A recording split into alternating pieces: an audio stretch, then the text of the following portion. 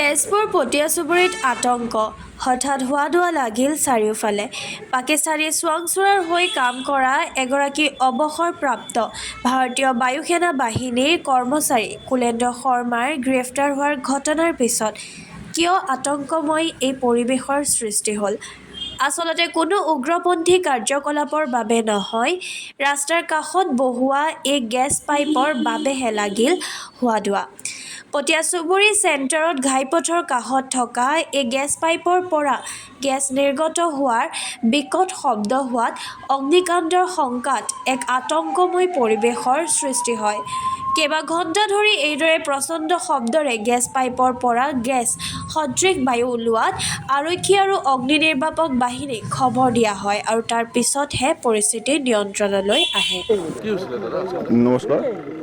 মই আপোনালোকক কওঁ এই ৰাতিপুৱা এইটো কাম কৰিলে সিহঁতে গেছ পাইপ লাইনটো বন্ধ কৰা নাই যিটো ল'ৰা ইয়াত আহিছে সিহঁতে কিবা এই পাব্লিকক বদনাম দিছে প্ৰথম কথা দেই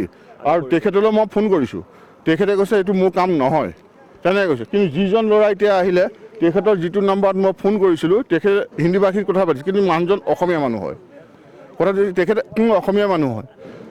যদি আমাৰ দোকানসোপা ঘৰ চৰসোপা যদি উৰি গ'লহেঁতেন তেতিয়া আমাৰ কি অৱস্থা হ'লহেঁতেন আপুনি নিজে কওক হয়নে নহয়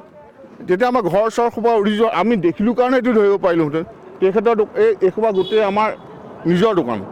আমাৰ এইফালে পিছফালে ঘৰ দুখন এইফালে গোটেই দোকান আমাৰ গেছ পাইপ এইফালে বহাই দিছে পিছত যদি আমাৰ ঘৰসোপা উৰি যোৱাহেঁতেন আজি যদি এইটো কাম হেৰি কৰাহেঁতেন কি অৱস্থা হ'লহেঁতেন গেছ লাইন গোটেই ভিতৰে গেছ লাইন সিহঁতে ভৰাইছে আজি সিহঁতে চেক প্ৰশাসনৰ মানুহ আহিল তাৰপিছত আমি ফায়াৰ ব্ৰিগেড মাতিছোঁ ফায়াৰ ব্ৰিগেড আহিছে আমাৰ ভয় লাগিছেতো ডাঙৰ এটা কাহিনী এটা হৈছেতো যদি কিবা এটা উল্টা পুল্টা হওঁতেন আমি কি কৰিলোঁহেঁতেন পূৰা আপোনালোকে নিজেই দেখিছে পূৰা লিক হৈছেতো আপোনালোকে নিজেই দেখিছে পূৰা লিক হৈছে লাষ্টত এজন মানুহে জানে বুলি আহি পেলাই সেইটো বন্ধ কৰি দিছে সিহঁতৰ মানুহ নহয় বন্ধ কৰা মানুহজন কিন্তু সিহঁতৰ নহয় আমাৰ এজন মানুহে জানে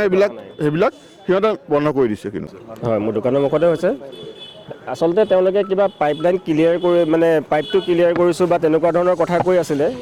যেতিয়া তেওঁলোক সন্ধিয়া গুচি যোৱাৰ পিছত যেতিয়া গোটেই মানে গেছৰ গোন্ধ ওলাইছে পাইপটো লিক কৰি পেলাই এটা আৱাজ কৰে লিক কৰাৰ পিছত গতিকে সেই লিক কৰোঁতে আমি তেতিয়া অলপ পেনিক হৈছোঁ যে এইটো বস্তুটো কি হৈছে তেতিয়া আমি প্ৰশাসনক খবৰ দিছোঁ প্ৰশাসনে আকৌ ফায়াৰ ব্ৰিগেডক খবৰ দিছে ফায়াৰ ব্ৰিগেড আহিছে তেওঁলোকক বাৰে কণ্টেক্ট কৰাৰ পিছতো তেওঁলোকে কিন্তু আহি পোৱাহি নাই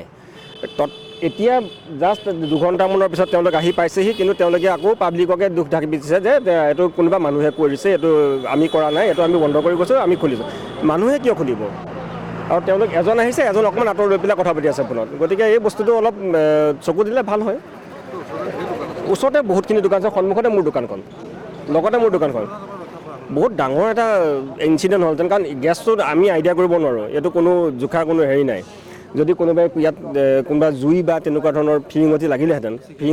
বা চিগাৰেট খাই কোনোবাই পেলালেহেঁতেন এইটো বৰ ডাঙৰ কথা হ'লহেঁতেন গতিকে সেইটো কাৰণে আমি ভাবোঁ এইটো বৰ ডাঙৰ এটা ইনচিডেণ্টৰ পৰা বাচিলোঁ বুলিও এতিয়া ক'ব নোৱাৰোঁ কাৰণ এতিয়াও লিক কৰি আছে আপোনালোকে শুনক